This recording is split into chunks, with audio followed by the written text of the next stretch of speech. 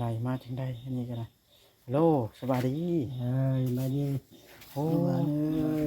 พักผ่อนบ่ผู้พรมาอ๋อข่อยว่ามีเรื่องสิมาเว้ามาถามเจ้าจักหน่อยสิดอกพอสิว่างอยู่บ่ถามถามก็ได้มานี่มานี่ซะก่อน อยากได้นี่เลยลานถามมาข้างบ้านข้างเฮือนนี่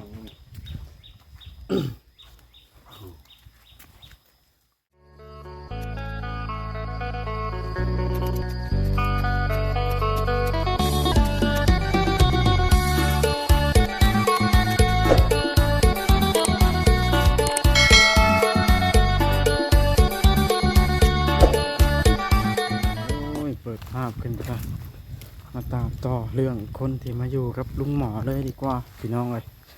ตอนนี้ก็แดดลายฮ้อนพี่น้องเลยเปลี่ยนออกจากท่าจะลั่นแล้วเอาคนใหม่มาพี่น้องเลยบ่ฮู้ว่าเหตุผลใดพี่น้องเขาก็ต้องถามเท้าขึ้นเบื้องก่อนแต่ก็เอาเท้าจะลั่นมาอยู่ก็ยังเอาคนอายุรุ่นราวข้าวเดียวกันมาอยู่พี่น้องเลยจะบ่ฮู้เหตุผลต้นปลายสาเหตุว่ามาได้อย่างไรนี่แต่ว่าเขาสิมาถามมาล้มเรื่องเล่าก่อนเอามาหาเพื่อนก่อนพี่น้องไงนี่เดี๋ยวเพิ่นก็นอนอยู่นี่พักผ่อนอยู่มาอยู่น้ำท่านหมอก็นอนอยู่เด้เพิ่นก็ได้นั่นเด้โอ้โหเป็นจังใดมาจังใดอันนี้ก็ได้ฮัลโหลสบายดีมาดีโอ้พักผ่อนบ่ผู้พรมาอ๋อข่อยว่ามีเรื่องสิมาเว้ามาถามเจ้าจักหน่อยสิดอกพอสิว่างอยู่บ่ถามก็ได้มานี่มานี่ซะก่อน อยากได้นี่เลยลานถามมาข้างบ้านข้างเฮือนนี่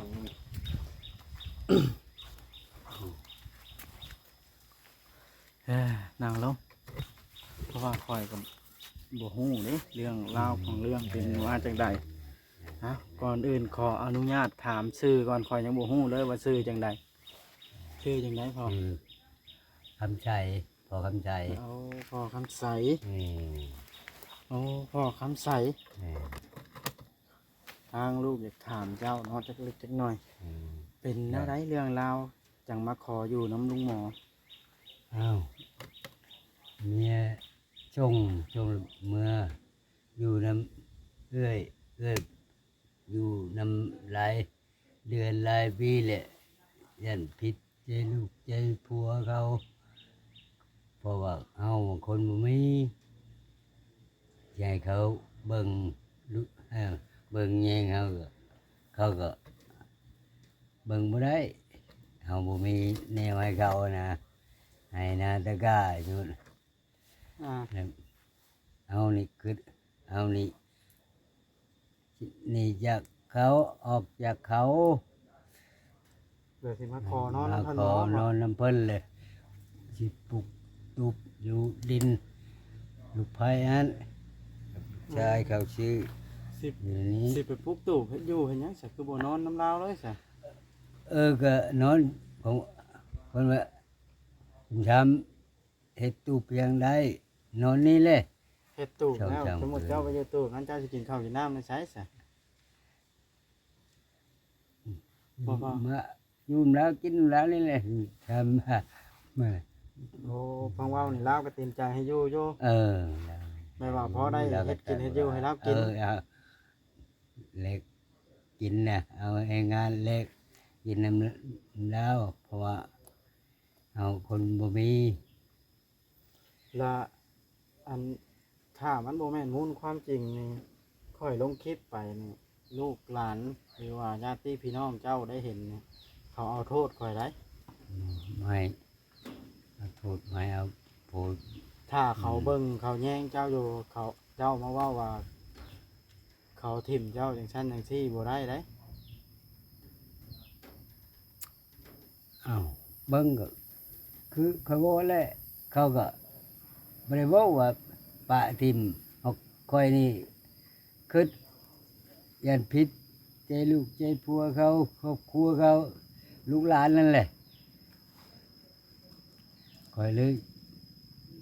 หาทางไปก่อนเขา และทั้งเว้านี่ท่านหมอก็ขอให้เจ้ามาอยู่นำ มาอยู่น้ำเพิ่นว่าเพิ่นก็รับให้อยู่ เอา เออ ไม่ว่า เราบ่ตัด เราประเทศเวียกบ่ได้ เราบ่เฮ็ด บ่ได้มานึ่งข้าวนึ่งน้ำให้เรากิน ข้าวนึ่งน้ำรักในไว้ห้องน้ำแล้วอาบยังแหละแล้วชักเครื่องชักคองนั่นแหละ อ่า แล้วให้เฮ็ดหยังก็ได้เฮ็ดเลย โอ้เป็นอย่างนั้น จักสิ แล้วประวัติการอยู่แต่เก่าน่ะเจ้าอยู่น้ำลูกเขยบ่ อยู่นำเอื้อย เอ้ยเจ้า ค่อยอยู่นำพี่อ้ายพุ่นน่ะ กับลูกเมีย ลูก เจ้านี่ป้ากันแต่โดนแล้วบ่ซะ โดนแล้ว2 ปี ป้ากันนะเดี๋ยวนี้น่ะบ่ได้มีเมีย ไม่ เป็นคนเล่ร่อน มันคนอยู่ไป อ่าคนเล่ร่อนอยู่ไป เลยนี่ยันเขาผิดใจผัวเอื้อยฮะลูกหลานเขาแหละ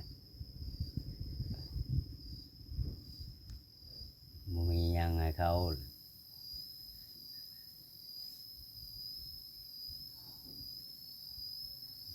เจ้าสิมาขออยู่นี่อยู่ไปฮอดมื้อไรนี่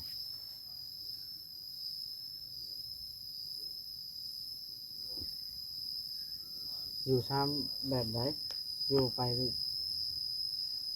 แบบไหนนะจุดประสงค์ สมมุติอยู่เท่าสมมุติเนาะลูกหลานเลยว่าน้องคือเอ็นมาอยู่แล้วอยู่นำค่อยให้อยู่นำปานนั้นปานนี้บ่มีหยังก็ให้อยู่อย่าเป็นไปอยู่นำอันนี้ถ้าบ่มีผู้นั่นนี่ก็บ่กล้าไปอยู่ไสก็ได้ไปก็ลูกหลานก็เขาก็คือสิอยากได้อันเบิ่งแยงอะนะ และอันนี้ค่อยบ่มีเลยอยากในสิอยู่ เมียเจ้ามีจักคนเมียเจ้า ส น่ะ อง เมียสอง แม่ตัวก่อนตาย เมียผู้หนึงน่ะตายแล้ว มาเอาผู้นี้ เมียผู้ที่สองเด้ แม่ผู้ที่สองได้ลูกผู้หนึง ได้ลูกผู้หนึง แม่วันนั้นได้5เป็น6 แล้วเรา แม่เก่าแม่ใหม่นี่ ยังอยู่ร่วมกันอยู่บ่กับเมียใหม่อย่างเดียว บ่ เมียส่งแล้ว โอ้ยกูบ่ได้ไปเขาได้รู้แล้วไปหามีหยังเขาก็ไปให้เขามีของโยมดีเลย นี่ลูกผู้นี้ก็เอาเมียไปเลยนี่ก็ทำงานชวนกันไปทำงานกับเมียเอาเมียบรรทุม อืมอืม เมียบรรทุมนั่นแหละไอ้น้องแม่บ้านนั่นแหละไอ้น้องอยู่นั่นแหละ ลูกหลานเขาหั่นแหละ เราอยู่ไปนี่เจ้าสิบ่รู้สึกรำคาญแล้วบ่บาดนี้เราใช้นั่นใช้นี่แล้วเราเฮ็ดบ่ได้เป็นเด้เพราะว่าเราเฮ็ดนึ่งข้าวก็บ่เป็นน่ะ อยู่ ลอกมะม่วงก็บ่เป็นน่ะเทื่อ แม่นอยากน้ำก็ตักก็เป็น ได้ตักให้กิน ได้ตักให้กิ คื น อ น้ำ เขาก็รู้จักอาการของเราเขาก็ชูไปชูเบิ้ง อ่า มันสิทำไร อยู่ไปพอได้กินข้าว มัน แล้วบ่ มันสิพอได้กินข้าวแล้วเขาเพราะว่าคนบ่มี อืม อาศัยกินน้ำเราอยู่น้ำเราหมดนั่นนะ อืมอืมอืม เราก็บริติ แล้วเจ้ามาอยู่แบบนี้นี่ ลูกเจ้าตั้ง6 คนนี่เพิ่นฮู้อยู่บ่ว่าเจ้ามาอยู่นี่ เนี่ย แม่น ผู้อยู่ไกลก็ยังบ่จักผู้อยู่ใกล้ก็รู้จักแล้วไปบอก เจ้าได้บอกเขาแล้ว อืม ว่าเจ้าน่ะสิมาอยู่นี่ อืม เป็นไดคือบ่ไปอยู่เฮือนลูกตัวเองซะพ่อ ก็อยู่เฮือนลูกผู้นั้นผู้นี้ก็ของเก่าให้ได้เลยเดี๋ยวบางทีใจเมียเขาให้เด็ก เขาแบบลูกอันนั้นมีแต่ลูกชายก็เอาเมียปุ๊บอยู่ไก่ผู้ทิ้นที่หนึ่งอยู่นำท่านผู้ที่สอง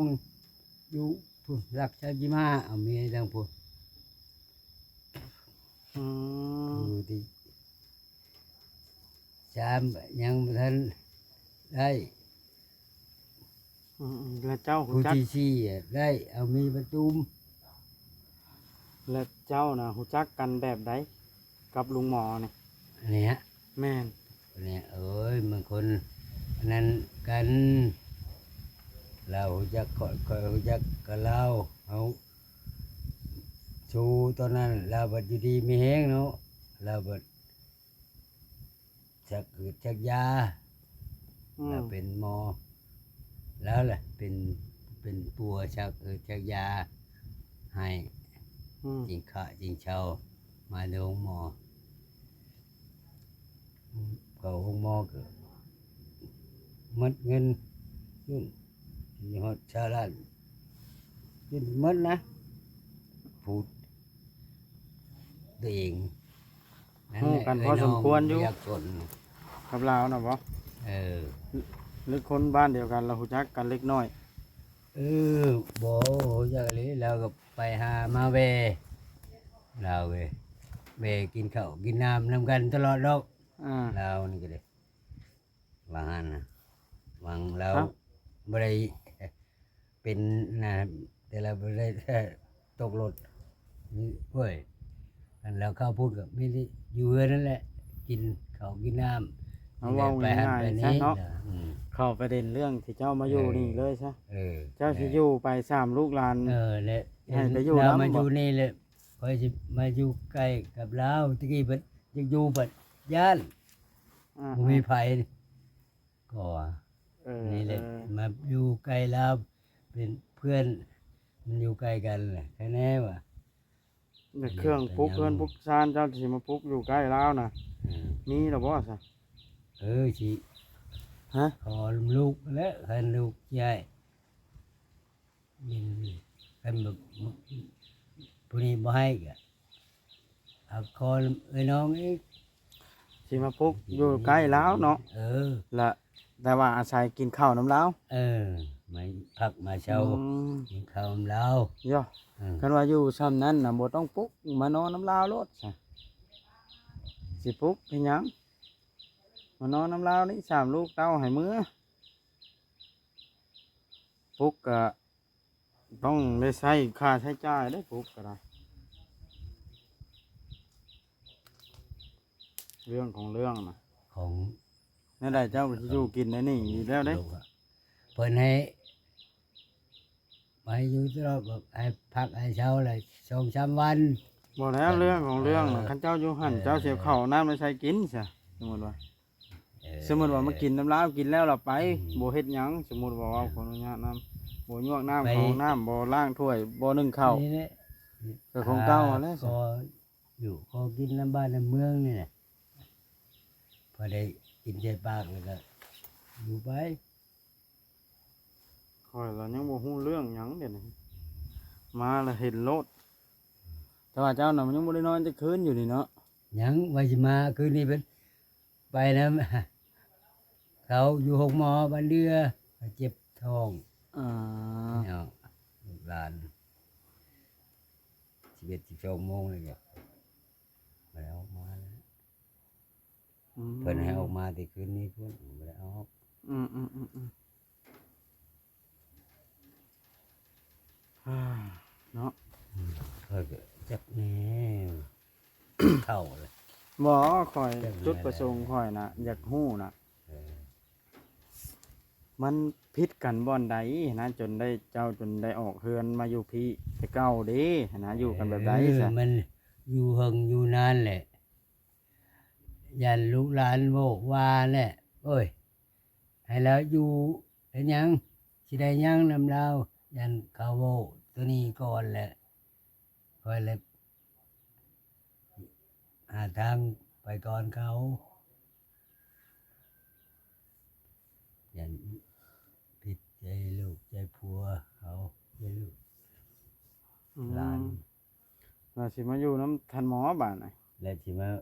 ตัดมาให้อยู่นี่ให้เจ้าปลุกนั่นบนอยู่ทำเจ้ามีบนอยู่แล้วกินอยู่น้ำคอยก่อน ทันหมอเนาะส่วนเจ้าน่ะ เออ เราก็อยากมีหมูเนาะ เราไม่รู้อ่านเรา เอออ้อ จะเฮิงจังนั้นถึงฉันจะมีแล้วฉันจะได้ มีกินน้ำคอยนี่แหละแล้วดีอย่างดีนี่ก็ดี โด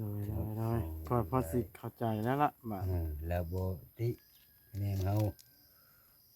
อยู่ได้น้ำลาวนะสมมติอยู่ชื่อๆกับเราก็ไปยื้อแล้วคือเวลาไปแล้วไป โดยพอสิเข้าใจแล้วล่ะบาดน่ะ นี่นะ เรื่องของเรื่องนะ ไปทางใดเขาก็บอกเราเขาไปหันไปนี้มาเลยไปเฮ็ดให้เราเนี่ยนะมันบ่มีเนื่องข้าวเนื่องน้ำตอนเช้าตอนแรงตักน้ำตัดในเพราะว่าเขาอันนี้ก็หูจักแล้วเฮ็ดบ่ได้แล้วโว้อะโยเนี่ยก็เฮ็ดบ่ได้ใช้คนไปให้อยู่น้ำได้จ้ะก็แม่นความแล้วขนาดน้ำกินใส่ปากก็ยังบ่เป็นแล้วทำแล้วพื้นตัวได้สมมุตินะคันเราให้อยู่เบิ่งแล้วตลอดก็สาธุดอกก็ค่อยอยู่ได้ อยู่บีบน้ำบีบในหนึ่งข้าวหนึ่งปลาให้เรากิน แล้วเนาะเออ นั่นแหละเรา โดย พวกนี้ไปเบิ่งไปแยงแล้ว อืม เพราะว่าเราก็อยากน้ำก็ยังบ่เป็นบีบกิน ง่ายๆไปเลย เนี่ย เนาะ เห็นในอื่นนี่ อืม ใครได้ได้ย่าง นั่นแห ได้ ละสิ ย่างได้อาบน้ำ เริ่มนอนแต่แมาแรงเป็นต้นไปเนาะ เริ่มนอนในเฮือนเรานี่ เดี๋ยว อาบน้ำอยู่นี่กินข้าวอยู่นี่ แล้วเพิ่นบ่มีครูอีก มีแต่ว่าเจ้าในใดก็ให้เมื่อบอกลูกบอกหลานซะก่อน ผู้จักก็จัก มาเข้าหา เอออืม ว่าไปอยู่ไสเข้าหาบ่เห็นมามันสิยาก นั่นแหละ ไสเรื่องของเรื่องน่ะ เคยรับผิดชอบเองแล้วอะไรไม่เกี่ยวโยงกับลูกหลานเนาะไปตามความจำเป็นคอยนี่ อืม ไม่เชื่อหรอกถามบ้านถามเมืองก็ถามมาไม่เชื่อถามแล้วแหละคือท่านมาว่าเลยคำท่านมาก็แล้วก็หูจักก็หูจักเรื่องของเรา พ่อใหญ่หยังก็พ่อใหญ่ท้องใสบ่ พ่อใหญ่คำใส คำใสเนาะ เออ เออ อืม โดยแล้วเฮือนเจ้าลูกหลานเจ้าตั้งอยู่บ้านน้อยหรือบ้านใหญ่บ่ะ บ้านน้อยผู้หนึ่งบ้านอยู่บ้านใหญ่ บ้านใหญ่จะคนน่ะ บ้านใหญ่อันเอิ้นอ้ายเอิ้นเลยจองอีกหนึ่งสามสี่เสียใช่ อืม นั่นคือสี่ โดยเออเนาะอ่ะ เนี่ยนะ เรื่องราวก็สิประมาณนี้แหละเนาะ เออ โดยจังใดก็ขอบใจหลายๆเด้อที่เล่าให้ฟังเด้อ เออ ค่อยก็พอสิฮู้เรื่องแล้วล่ะค่อยก็สิได้แจ้ง FC ให้เพิ่นฮู้นํเพราะว่าผู้ที่เพิ่นเบิ่งคลิปนี่เพิ่นก็สิฮู้นํกันในคลิปนี้แหละเรื่องของเรื่องน่ะโอเคจังใดก็ขอบใจที่เล่าเรื่องให้ฟังเด้อสบายดี ไปดีดูแล โดย อ่า โดยเด้อ ไปมัน โดยมันเป็นไป เป็นไป พี่น้องเลยเรื่องราวก็สิให้ FC ได้ฟังแล้วกับประมาณนั้นล่ะพี่น้องเอ้ยเท่าใดก็ได้ฟังน้ำกันพี่น้องเอ้ยเรื่องของเรื่องนะแล้วนั่งหันแล้ว เอาเดี๋ยวบ่าวนี่จะไปเบิ่งเราก็ได้จ้ะ โดย เอาจะมาเบิ่ง คุยกับท่านหมอป่ะ แม่นมาคุยกับท่านหมอก่อนเล็กๆจังหน่อย อ๋อ นี่ท่านหมอก็ได้ เดี๋ยวค่อยไปคุยกับเราก็เด้อท่านหมอ รอ อื้อหือ จะเอารับมานั่งนี่ป่ะ บ่แล้ว ท่านยังไปแล้วเรียบร้อย เดี๋ยวค่อยสัมภาษณ์ได้อีกก่อนไปนั่งบนเตาห้อนให้เด้อ ห้อยไหน เป็นไข่ จบน้องลุงหมอเรื่องเล่าวก็ได้ก็คอยบ่เข้าใจไปสัมภาษณ์ก็ได้แล้วเว่าอะอยู่คอยละงงเดี๋ยวนี้ ก็ได้แต่เล่า ไม่บ่เข้าใจ ก็ได้แต่เล่า เด้เดี๋ยวนี้นะเรื่องของเรื่องนะก็บ่ได้เข้าใจเลย เอาวันอยู่นี่ท่านก็กะสิให้อยู่สามเราได้บนอยู่สามเราเฮ็ดบนอยู่แล้ว สร้างเราได้บนอยู่อยู่ไหน อืม บนอยู่เรามีอยู่ลูกเต้าเราก็มี มีกะเราจะอยู่ลูกยังจะบ่อยู่ใช่เนาะ เนาะลูกเต้าเราก็มี ก็สนได้แต่เล่า หาหมอนนะคอยสิเหยียดแอวนี่ ลูกยังบ่จมลูกปล่อยยันตัวนั้นเนาะ เอาโอเคท่านหมอเอ้ยก่อนจะได้จบคลิปลงตัดคลิปสินอนเหยียดแอวจักหน่อยก่อนสิเมื่ออยู่ดีมีแห้งสบายดี ดี